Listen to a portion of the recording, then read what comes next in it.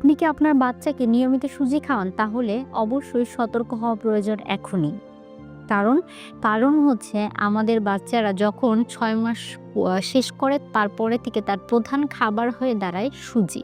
৩ বেলায় বাবা-মা তাকে সুজি খাওয়াতে পছন্দ করেন। কিন্তু আমি সবসময় আমার পেশেন্টদেরকে বলি, শুধু সুজি দেওয়া থেকে বিরত থাকতে হবে। কারণ সুজিতে কোনো পুষ্টি উপাদান থাকে না, শুধুমাত্র কার্বোহাইড্রেট থাকে।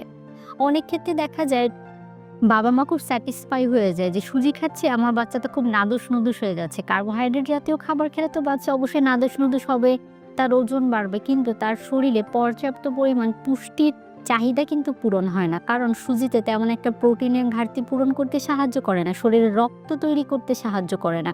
এমন পেশেন্ট আমি পেয়েছি যে সকল পেশেন্টরা ৭ মাস থেকে শুরু করে মায়ের বুকের দুধ আর সুজি খাচ্ছে। ৮ মাস, ৯ মাস, ১০ মাসে গিয়ে তাদের শরীরে রক্ত স্বল্পতা দেখা দিচ্ছে। তার অতিরিক্ত ওজন কিন্তু বাচ্চার শরীরে জোর পাচ্ছে না, হাঁটা শিখতে দেরি করছে। এই জাতীয় সমস্যা তৈরি হচ্ছে।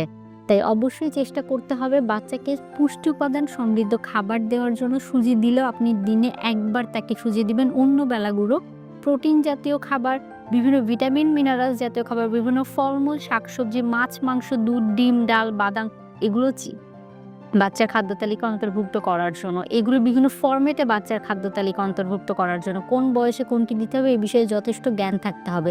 শুধু সুজি খাওয়ালে বাচ্চার শরীরে পুষ্টি উপাদানের ঘাটতি হবে, তার শারীরিক এবং মানসিক ডেভেলপমেন্ট বাধাপ্রাপ্ত হবে। তাই অবশ্যই শুধু সুজি বাচ্চার খাদ্য তালিকায় রাখা যাবে না। খাওয়ালেও দিনে ১ বার সুজি খাওয়াবেন, অন্যান্য খাবারগুলো অন্তর্ভুক্ত করার চেষ্টা করতে হবে। ধন্যবাদ।